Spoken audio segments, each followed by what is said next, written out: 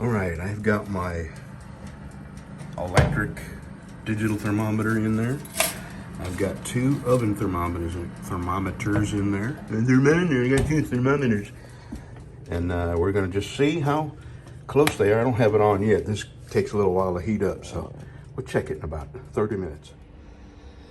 So today I have 3 projects. I've had this for years. I have done many videos about this Gerber Gator Bolo machete. I have used the ever-loving crap out of this machete. I tried 7 or 8 different machetes. I'll give you a quick synopsis of what I found. Back when I was in Sibley, I bought a couple of acres across the street from my house. You know, my property, like here's my house, and I had this weird shaped piece of property that went all around. Here's the road that comes down in front of my house and dead ends. And my property went all the way around, and then I bought the acre across the street from me. So I took my fence down and incorporated that acre into my yard. And then 2 more acres came up for sale, and I bought that 2 acres. And it took me forever to clear it because it had to all be done by hand. And it was 2 solid acres of brush and brambles and briars. You couldn't mow it, you couldn't bush hog it, you had to do it by hand, and that's what I did. I had tried Tramontina, which all the machetes that I tried were, decent machetes, but they lacked what I need, which was heft and being non-flexible. And the Tramontina machete was built for smaller hands than what I have. And this is built for bigger hands. This is a big old handle right here.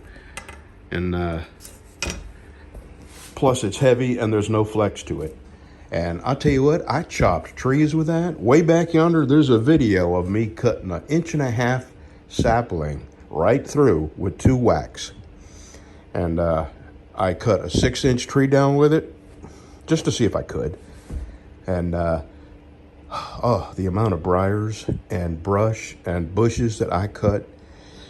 I cleared 2 acres by hand, and that was some doing. And later on, I bought a walk-behind string trimmer that I could get, to trim the grass and the overgrown grass and stuff like that. But I went through all kinds of different machetes, and I gave them all a real good hard try. And none of them were as good as this Gerber Gator Bolo, and I have 3 of these. This is my 3rd one. I bought it. When I like something, I like to have backups for my backups. So just like a Bushnell flashlight I bought years ago, it was so good I went and bought a 2nd one. And then my wife misplaced one, so we couldn't find it. So I went and replaced it so I'd have 2, and then she found the 3rd one. So I have 3 of those Bushnell, I think it's 1500 or 2000 lumen, I can't remember, but they are bright. And one of them I've had, 6 or 7 years, and a recharge and discharge cycle over and over. So I like them, and I have 3 of them. These are the best machetes I've ever used. They hold an edge, and they're heavy, so when you hit something, it's gonna cut. And I have 3 of them. So I'm fixing to put my edge on this with my super fancy polishing edge maker. And then I'm gonna try to make this rifle work. Something's wrong, I don't know what. It won't fire and it won't eject. I'm gonna have a real close look at all the little parts and components and the firing pin. Looking at the firing pin, it doesn't look to be worn, so I suspect what's happening is the spring is not pushing the firing pin hard enough, or maybe the spring has come unsprung. I don't know yet. So I'm gonna clean the gun all up real good. I got my cleaning kit down here, and tinker with it, see if I can make it work. And I have this knife here that I'm gonna start sanding on. My arms are killing me, and I don't know how much sanding I'm going to get done today, but I'm going to start with this, and then when my arms get tired, move on to that. So that's my day today. All right, I got this cleaned up. This is a very, very old, this is the magazine. I don't know what you call that. This is the magazine tube, or the magazine, I guess that's the magazine. This is the magazine tube. There you go. And I got this cleaned up, got the burr cleaned up, all on the outside. Now I'm fixing to clean this on the inside. And this is kind of yucky in there. I'm gonna get everything all cleaned up. And then I'm gonna have a good look at the bolt. There's only two reasons. I mean, the trigger works. The trigger lets go of the firing pin. Actually, what does the trigger let go of? The trigger lets go of, when this gets cocked back, I'm not sure. I really got to get that together and have a look at it and figure it out. But I'm working my way towards that. I'm getting everything else cleaned up so I can move it out of the way. And if I can get this to work and fire and shoot, I'm going to refinish the stock. I mean, I don't care about value-wise.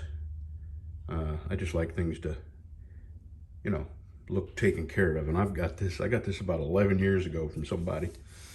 All right, let's go have a look at the temperature gauges. It's been about 45 minutes.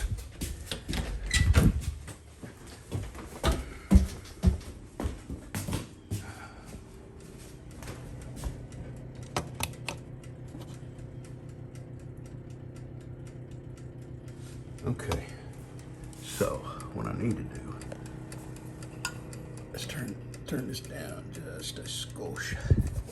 And what do those say? Okay, those both say 400. That says 400 on the button, and that says about 410. So, okay. I just opened the door, so let me give this. I gotta pee, and when I pee, I'll come right back and look at this because the oven will come back on in a second.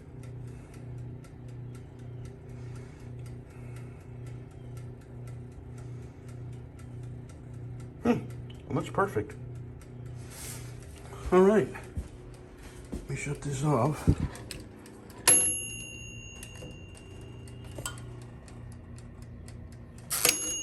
There we go. Okay, back to the gun. Well, I'm gonna have to go home and get my gunsmithing book, which has diagrams on pretty much every gun ever made, assembly and disassembly, because for the life of me, I cannot remember how that trigger goes back together. Got everything else back together. I do not see any reason for this not to be firing or ejecting. Nothing looks terribly worn. So I'm gonna put it together. I got it all cleaned. It was pretty dirty and gummed up.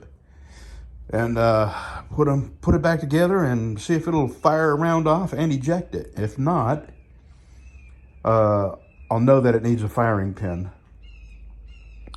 And if it fails to eject it, it will probably need an ejector. But one thing at a time. And if I do get it back together and it all works good, I'm going to really do up that stock nice. It's just a nice old gun. It's nothing, no value, you know. But I like to keep old things like this in the system, if you know what I mean. Because a lot of these old guns, they were well made. And, you know, people kind of throw them to the wayside and then they get taken to a pawn shop or used in a crime, or, you know, they just get mistreated and banged around until they're just no good at all anymore. And I got the edge on that. It's a nice shiny. As a matter of fact, I got a bald spot right here on my arm from shaving the hair off. I've got that sanded up to 150. I'm fixing to switch out to, that is 180 right there. I'm fixing to move up to the next grit. But I'm gonna give my hands just a short break, and I'm gonna walk up to the house and get my gunsmithing book and come back. Well, this isn't exactly the same model. This is H&R Fieldsman 852. This is a 750 single shot, but the trigger is the same. And I was able to at least see how this went together. Now, all I'm missing to put this back together and fire it is 2 little cotter pins. I have no idea what happened to them and why I didn't save them. I do not know. So, but I do have snap rings, or circlips, I think they're called. And I'm gonna go to my shop and see if I got anything that small. Okay, I never did get to the shop. I'm at 600. This is fixing to get heat treated and put in the tempering oven. And then I'm gonna go to my shop and see if I can find some clips that will hold that trigger group together. Right here, 2 clips. And if I can find some, then I'm gonna go to the house and get a couple of 22 bullets and see if this thing will work.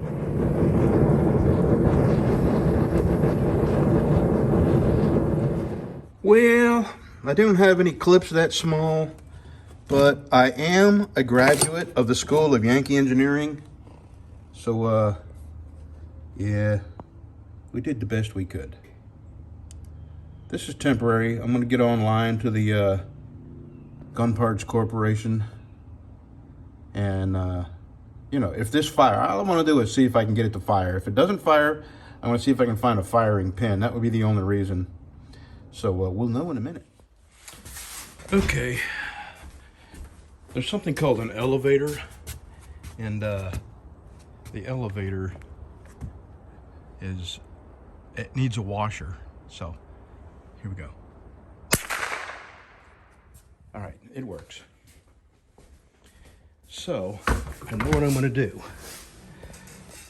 I actually was just online looking at parts, and I can buy the washer and I can buy the 2 little clips that I did some Yankee engineering on.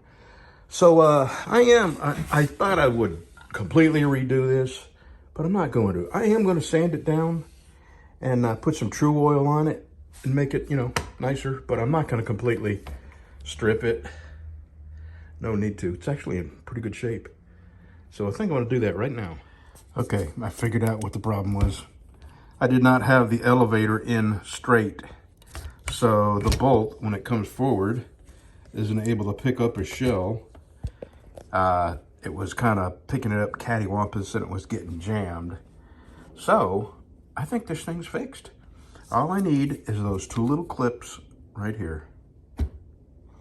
And they're available. I just found them. They're $2.95 each. And I think my little homemade washer right there, I think that'll be all right. This is, you know, it's just an old gun. And having it in firing condition makes it worth keeping. So I'm going to sand this down a little bit and hit it with some True Oil when I get home.